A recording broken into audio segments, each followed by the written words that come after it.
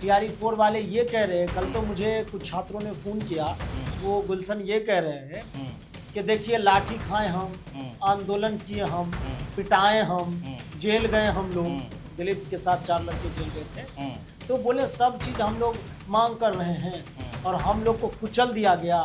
और स्टेट वाले के लिए देखिए बिहार में JP2 की शुरुआत होने की तैयारी, ऐसा बहुत लोग कह रहे हैं कि बिहार में अब छात्र आंदोलन की ऐसी लपटें उठ रही है कि जिसके सामने सरकार भी सरेंडर कर। लेकिन परीक्षा कंडक्ट को लेकर कहीं कोई रोड मैप नहीं है। फॉर्म रीओपन पे रीओपन तो अब तक नहीं लग रहा है रोड मैप। बिल्कुल यही तो छात्र यही बात के तमाम मुद्दे हैं, इसलिए हम इसको JP2 का नाम दिए। हम मुद्दे गिनवा दें, बिहार SSC हो, BPSC हो, BPSCAE हो, स्टेट 26 हो, टीचर ट्रांसफर पोस्टिंग का मामला हो। छात्र अभी एक और चीज से बढ़ चुका है, आपको पता है क्या? TRE 4 और स्टेट वाले कह रहे हैं कि जो हुआ ठीक हुआ। अगर आप इंग्लिश अभ्यर्थी हैं तो आप कुछ भी लिखते हैं तो एक साइकोलॉजिकल जो है वो बन चुका है कि ये बंदा अगर लिखा है तो सही ही लिखा मतलब है। इंग्लिश में कुछ लिख दो। बिल्कुल हमने इस तरह के आरोप, इस तरह के आरोप और हिंदी में अच्छे कंटेंट लिखने वाले को जो है वो मार्क्स उस हिसाब से जो उनको मिलना चाहिए था वो नहीं मिला है। तो हिंदी वाले को कमजोर समझा जा रहा है। बिल्कुल इस तरह छात्र आरोप लगा रहे हैं तो कहीं ना कहीं दरोगा की फिजिकल पर पानी फिर सकता है। अगर कोर्ट का डिसीजन, क्योंकि माननीय न्यायालय का डिसीजन जो है आएगा तो कुछ भी हो सकता है, रिजल्ट होने के बाद भी कुछ भी हो सकता है। नमस्कार, खबर पॉइंट देख रहे हैं आप, मैं हूं ताज। देखिए बिहार में JP2 की शुरुआत होने की तैयारी है, ऐसा बहुत लोग कह रहे हैं कि बिहार में अब छात्र आंदोलन की ऐसी लपटें उठ रही है कि जिसके सामने सरकार भी सरेंडर हो जाएगी।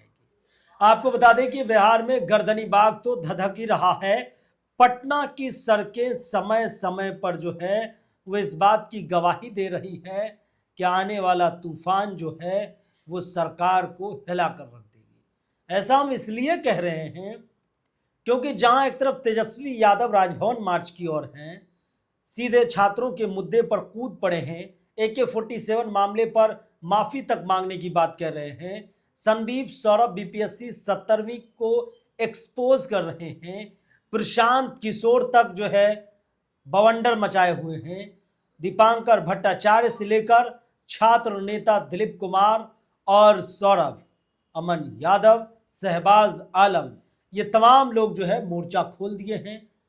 तो इन तमाम मुद्दों पर सीधी बातचीत के लिए हम अपने सहयोगी गुलशन से करेंगे, क्योंकि गर्दनी बाग की तमाम तस्वीरें ये आप तक पहुंचाते हैं, दिखाते भी हैं, और इनसे भी चीज जानेंगे कि अंदर के क्या हालात हैं, चाहे वो राजनीतिक हो या फिर छात्र हित के हिसाब से। सबसे पहले गुलशन, मुझे आप ये बताइए, गर्दनी बाग में जो जगह चिन्हित हो गया है वहां तो पहले से ही आंदोलन चल रहे, फिर आंदोलन जा रहे, क्यों? देखिए वहाँ पे 4 अगस्त से जो है वो असिस्टेंट प्रोफेसर वाले लगातार बैठे हुए हैं।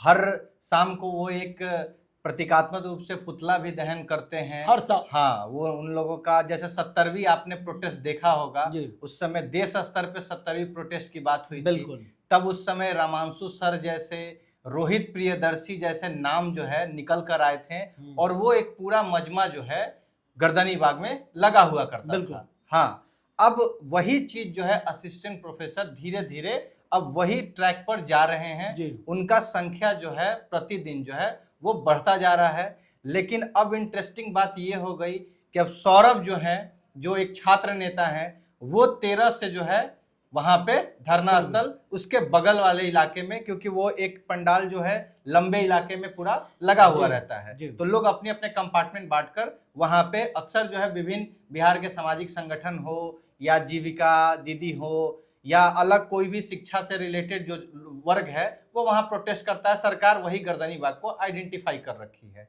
अब वहां कल से जो है वो जो सौरभ हैं उनके साथ दे रहे हैं अमन, जो 70वीं प्रोटेस्ट के बड़े चेहरे बन के निकले थे, अनुज प्रासर भी हैं, तो ये लोग अब बैठ गए हैं। खुशबू पाठक भी हैं, एक और महिला है जो लगातार छात्रों के हित पे जो वोकल रहती हैं, लड़ती हैं, वो मतलब ये जाने पहचाने चेहरे हैं। इनको समर्थन देने के लिए BPSC TRE 4 वाले, नर्सिंग वाले, एक्सरेज वाले, बीपीएसएससी दरोगा वाले, जो 1799 में जो धांधली की बात आ रही है कि पेपर लीक हो गया था, उसके बाद जो है आयोग हड़बड़ में जो है नहीं, आपकी मैं सारी बातें समझ रहा हूँ। आप ये बताइए कि तब तो गर्दनी बाग पे एक लाइन से छात्र बैठ रहे हैं। हाँ, आप असिस्टेंट प्रोफेसर लगातार कवर कर रहे हैं, शायद आज उसका 13वां दिन होगा, अब तक वो नहीं हटे हैं। नहीं, उसकी मांगे पूरी नहीं हुई है। और कल से सौरभ का पूरा कुनबा वहां बैठ गया है छात्रों को लेकर। हाँ, और जब मैंने सौरभ और कल ही मैं बता दूं, विगत दिनों दिलीप भी ऐलान कर दिए, कृष्णा घाट से अशोक राजपथ होते मुसल्लमपुर भी वो मार्च निकाले थे। तो उनके साथ शहबाज आलम है, तमाम लोग हैं। तो क्या चाह रहे हैं, मतलब वो लोग भी गर्दनी बाग जाएंगे? हाँ, कब से अनाउंस कर दिए? दिलीप जो है वो 18 से अनाउंस कर 18 से? हाँ, वो 18 से जो है अपने समर्थकों, उनके जो मानने वाले लोग हैं या जो दिलीप में अपनी सिंपैथी रखते हैं, वो 18 से जो है वो गर्दनी बाग बैठेंगे। वो भी बैठेंगे। तो और बगल का स्पेस अभी खाली भी है, सौरभ के बगल में जो है एक विंग जो है वो और बैठ सकता है। जब हमने सौरभ से ये सवाल किया कि भाई आप ये बताओ कि आप 13 से यहाँ बैठ रहे हैं, दिलीप 18 से आ रहे हैं, तो आप लोग एक कंबाइन होकर फोर्स क्यों नहीं लड़ते हैं, जिससे जब आप इकट्ठे किसी मंच पे लड़ते हैं तो कोई भी आपकी आवाज जो है वो सरकार तक हो थोड़ा जल्दी पहुंचती है। अब टूट के लड़ेंगे तो फिर सरकार क्या करेगी, कोई विंग को मना लेगी, एडजस्टमेंट वाली चीजें बात बहुत अक्सर देखा गया है। दो लड़ाई हो जाएगी, सौरभ और दिलीप दोनों में छात्र ऐसे हो गए तो बढ़ जाएंगे, क्योंकि छात्र अभी एक और चीज से बढ़ चुका है, आपको पता है क्या? TRE4 और एस्टेट वाले कह रहे हैं कि जो हुआ ठीक हुआ।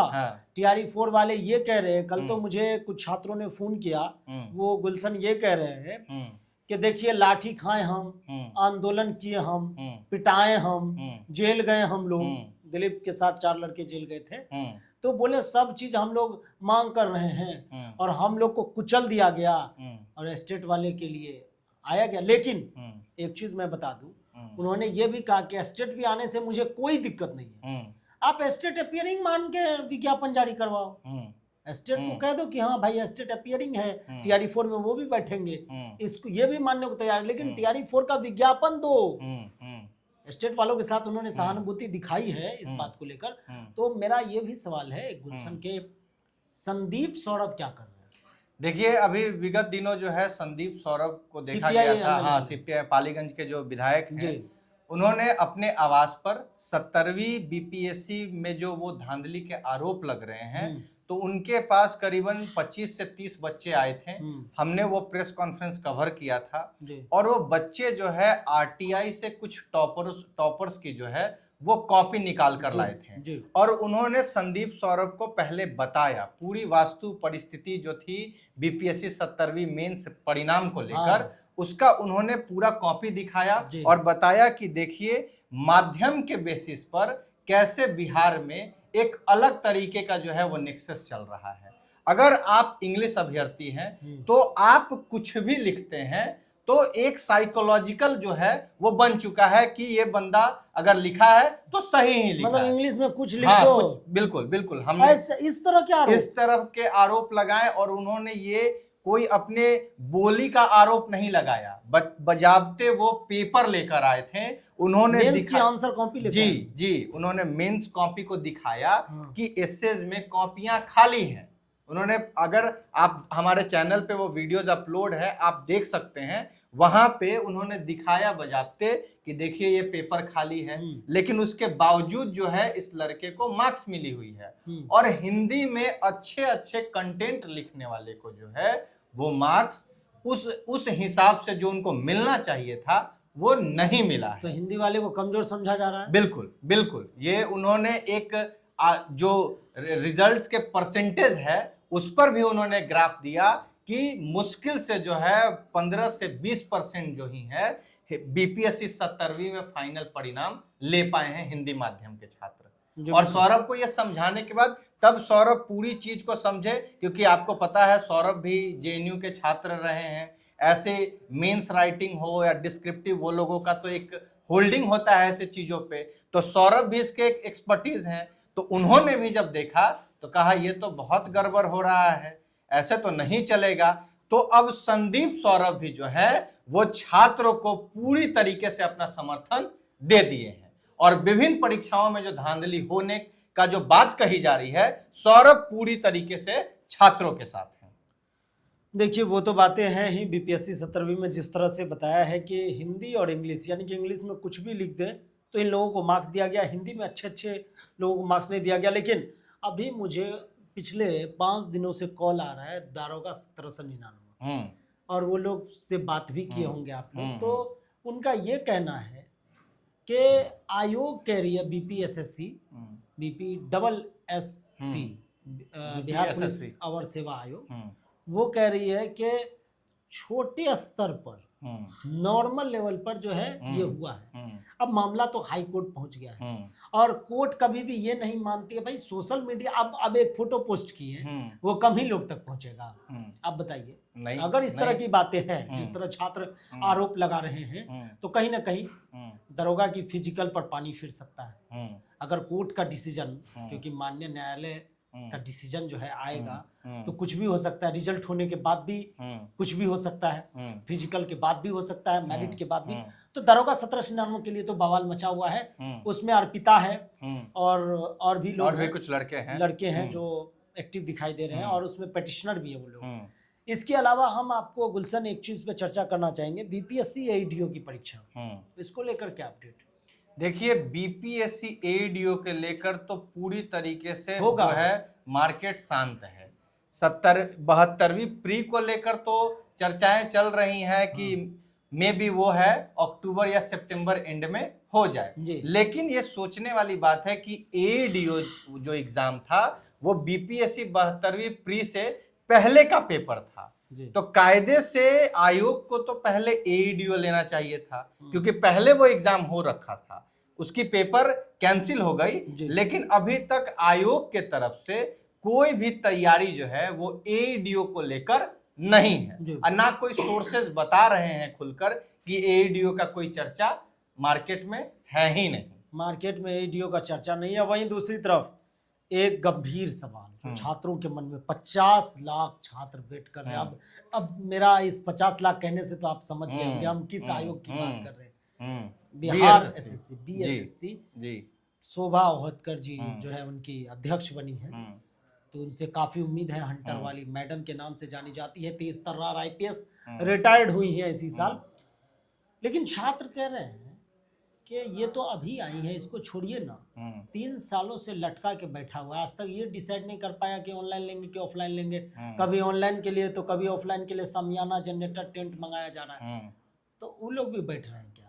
सबसे बड़ा अगर देखा जाए कि कोई अगर छात्र सबसे मास लेवल पर एकजुट होगा तो बिहार एसएससी के मुद्दे पर बिल्कुल बिल्कुल यही मैं कहने वाला था कि विभिन्न परीक्षाओं में धांधली को लेकर कैलेंडर सही से आज तक एग्जाम कैलेंडर आया है? कोई कैलेंडर नहीं, बीएसएससी की कोई। नीतीश कुमार कहते 31 दिसंबर 2025 से बिल्कुल हाँ। तो ये मैं आपको बता दूं कि अब छात्र जो है वो कंबाइन विभिन्न जितने भी आयोग हैं, कमीशन जो सरकारी नौकरी की बहाली करती है, उन लोगों को तो सारे कमीशन को वो लोग क्लब कर लिए हैं। लेकिन अगर उसमें कोई हाईलाइटेड इश्यूज हैं छात्रों का तो वो CGL 4 बहाली को लेकर है, इंटर स्तरीय को लेकर है, और जो बीएसओ की बहाली निकाली थी इंजीनियर को स्टैटिक्स वाला, हाँ वो ये, और आज तक उसका पैसा रिटर्न भी क्या बात है। हाँ ये सब बातें। मुझे ये भी लग रहा है गुलशन, इंजीनियर का तो ऐसे भी हालत खस्ता है बिहार में, क्योंकि कोई बहाली नहीं होती है। बीटेक वालों का तो कोई गुंजाइश है नहीं, कोई गुंजाइश नहीं। तो इस तरह से एक फॉर्म में भी बाहर कर देना, भाई वो तो मैथ से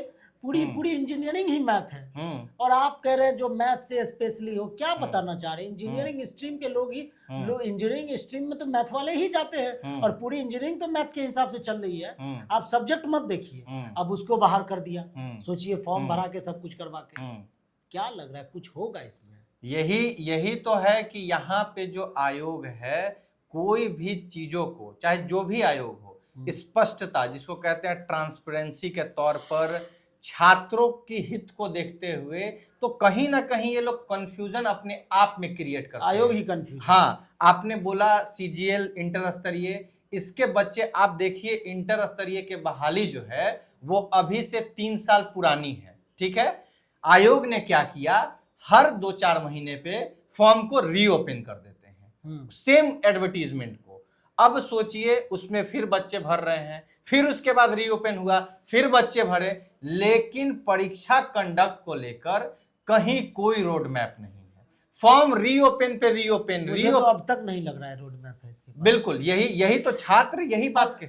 आप लगातार बीटीएससी कवर किए, बिहार टेक्निकल सर्विस का, क्या दिक्कत है उसके? उसमें है कि वो एक्सरे टेक्नीशियन वाले छात्र हैं, उसका रिजल्ट वो पिछले साल भर से जो है वो परिणाम को लेकर बार बार जो है वो आयोग के बाहर आ रहे हैं जी। उनका कहने का है कि जब हम आते हैं तो हमें जो है आश्वासन मिलता है कि आपका अगले महीने जो है वो परिणाम घोषित कर दिया जाएगा। इसके आड़ में वो कम से कम 14 से 15 बार जो है वो आयोग के पास जो है बच्चे आके इस चिलचिलाती हुई गर्मी में, धूप में, वहां कोई शेड नहीं है, वो वहां पे बैठते हैं। और कल भी वो आए थे। इंटरेस्टिंग बात बता दें कि कल भी आए थे, हमने उनका खबर करने के लिए हम वहां गए थे, लेकिन उनकी बात जो है उससे पहले अंदर किसी चेयरमैन या जो सचिव वगैरह होते हैं उनसे उनकी हुई, तो उन्होंने बोला कि सर अभी खबर नहीं करते हैं क्योंकि अंदर से आश्वासन मिला है कि शाम तक जो है एक्सरे वालों का आज रिजल्ट परिणाम घोषित कर दिया जाएगा। तो अभी खबर देना या बाइट देना हमारे लिए थोड़ा नुकसानदायक हो सकता है। लेकिन उनका अभी मैसेज मुझे आया है सुबह कि हमारा परिणाम नहीं आया है, हम पुनः आज वहां आ रहे हैं। तो अब आप सोचिए कि ये क्या चल रहा है। बिल्कुल, ये तमाम मुद्दे हैं, इसलिए हम इसको JP2 का नाम दिए। हम मुद्दे गिनवा दे, बिहार SSC हो, BPSC हो, BPSCAE हो, स्टेट 26 हो, टीचर ट्रांसफर पोस्टिंग का मामला हो, बेट को लेकर हो, इसको लेकर हम अलग से वीडियो बनाएंगे। BPSCAE को रिजल्ट को लेकर जो बवाल हुए थे, बिहार दरोगा का मामला हाईकोर्ट में, मदरसा संस्कृत शिक्षकों के वेतन का मामला, 18 सालों से लाइब्रेरियन का मामला, ये तमाम मुद्दे हैं। और भी कई सारे मुद्दे हैं। इन तमाम मुद्दों पर एक सवाल बातचीत हम करेंगे। इन तमाम मुद्दों पर वीडियोस लंबी हो जाएगी हमारे दर्शकों के लिए। अगले शो में हम लोग जो है इस पर चर्चा करेंगे। तो ये तमाम मुद्दे हैं। तो JP2 की शुरुआत तेजस्वी यादव, प्रशांत किशोर, सौरभ, दिलीप, तमाम लोग जो है एक्टिव हो चुके हैं। देखना होगा कि बिहार में क्या होता है। तमाम खबरों के लिए खबर पॉइंट के साथ बने रहे। बहुत बहुत धन्यवाद।